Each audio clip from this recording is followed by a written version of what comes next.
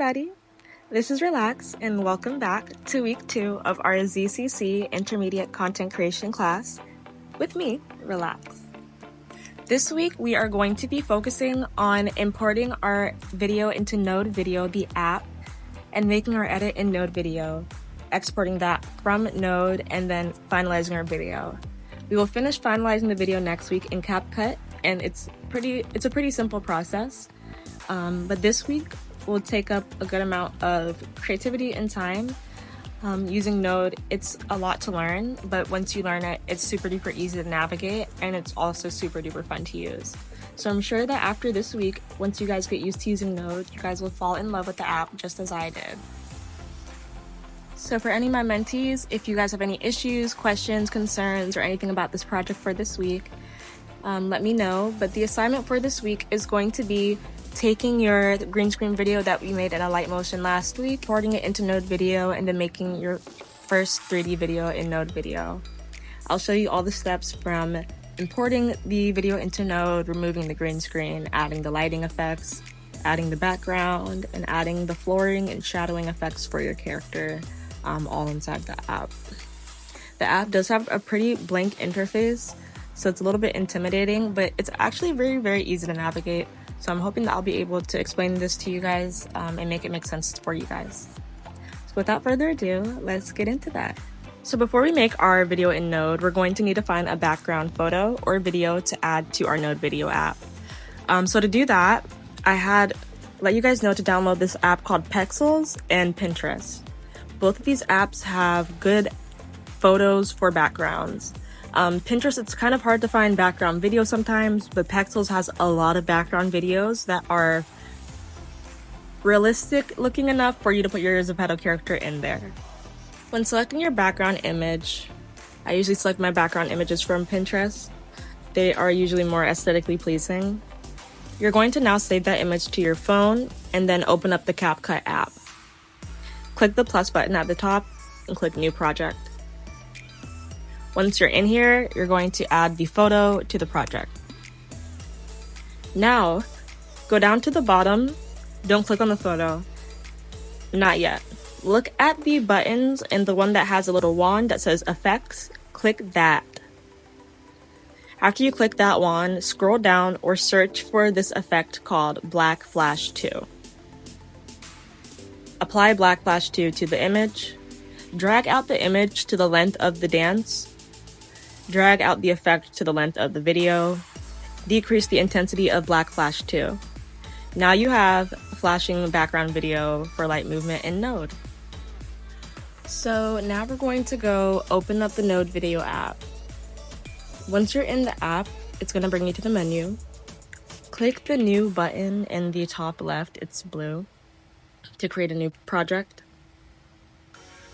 Once you open that up, click the plus button, and underneath that, click Group. Now, we're going to add the background video. So in the group, open up the group, and then there's going to be a red plus button. Click that, then go to Media, go to Video, and then add your video from CapCut that we just made. And there you go. There is your background video is now imported into Node. After you've added your video to Node, click the video directly, and at the top of the menu that says Transform, look for the cube that's towards the left. Click that so that it's now blue. Now you can move the image or video front, back, up, and down, and you can even rotate it side to side, however you want now because it's a 3D video. Now, we're going to do the next step, which is adding the floor, which is going to be a 3D cube. Click back on the group where you see the red plus button. Click the red plus button and then go down to where it says 3D, closer to the bottom. Click Asset Store and then click Cube on the first menu. A cube will pop up in the middle of your screen. The cube is already 3D, so there's no need to transform it into a 3D object. Now, click on the cube. There should be a menu that says Cube 3D. Expand that and then go to where it says Texture. After you click on Texture, click on Top Texture. select video.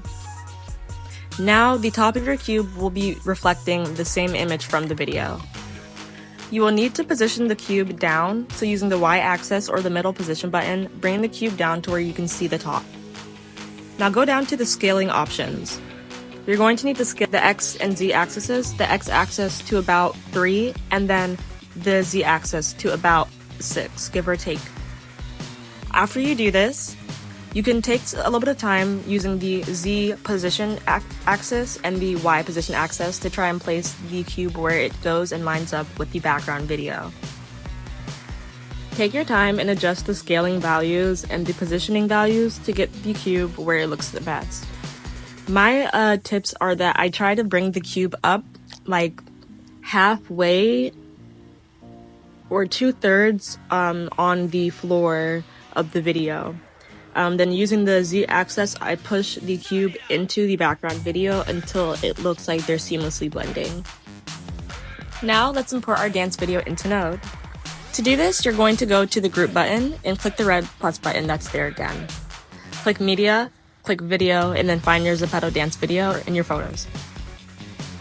When you import that, click on the video again. It'll deselect the video and click onto the group. So select the video, the dance video. Click the 3D cube on the dance video next to the transform. Once you click that, you're able to move your Zepeto character back and forth, and your Zepeto character should move in front of the stage. If your character does not appear in front of the stage, they're probably behind the stage, so use the Z axis on position to pull them forward in front of the stage. Click the white plus button on the video layer from your Zepeto video. Then click mask, and then click chroma key. Raise the red and blue intensity up to 80%. Raising the green and blue intensity on chroma key will make sure that your character is not invisible during the video. And this is something that I just realized within the past few weeks. This is something new that I've learned. So you're welcome. Now scale your video, go down to the scale menu and make your video smaller, and then your character shouldn't have the green background on it anymore because of chroma key. So make your video smaller and then try to position your character where they look good on that stage. So just make sure that they look proportional to the stage and that they are, they have enough space for you to put the shadow underneath them. And yeah, take your time doing that. Make sure that the feet of the character are above the cube at all times. Make sure that the feet do not disappear into the cube because it happens so often. Just try and pull them above the cube as high as you can without getting into the cube. Adding our shadow to the video. So clicking on our video from Zepeto, you're going to click on that, and then right above the video option there is a button that has 3 lines. Click on that and then click the duplicate option to get a copy of this video. It doesn't matter which video you use to make your shadow because we haven't put any effects on any of them right now. Using the X rotation axis, rotate your shadow to about 25 to 30%. Then using the position keys, move the character underneath your feet, and then if you have to rotate it even more to make sure the character is fully above the ground, just make sure you do all that. And whenever everything looks good, you're going to go down to the plus white button at the bottom. Then go to where it says it's a search bar. It's like a little search thingy. Type in fill color. The entire layer will turn white. You can make that black and then decrease the opacity.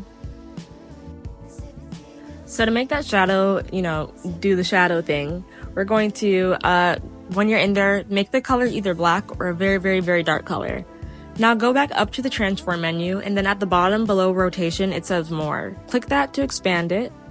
Now you will see that we have a bunch of different things. Click on where it says click on where it says link to. Now click on link to, and it's going to pop up different layers. Click the layer that says self. Now you're going to go back to where we just were in the transform menu, and there's going to be a new button that says materials. Expand that materials option, expand the materials menu, and then go to where it says opacity and lower the opacity to about 60 to 50% so that we have a shadow on the floor. Go back to the search bar and type in Gaussian blur to get the Gaussian blur effect on the shadow, and you can lower it if you want to. At this point, I want you guys to make sure that you're following along with me. So click on the group button, move the timeline all the way to the beginning, and press the play button just to make sure that everything looks right. And if not, you can go through, try and rewatch what I just told you guys to do, or you can definitely check the guide, which has, I believe has better explained information on here with pictures, so that should help you as well. But you should now be able to have your first video in Node where your character is moving around and there's a shadow on the ground and the stage is set.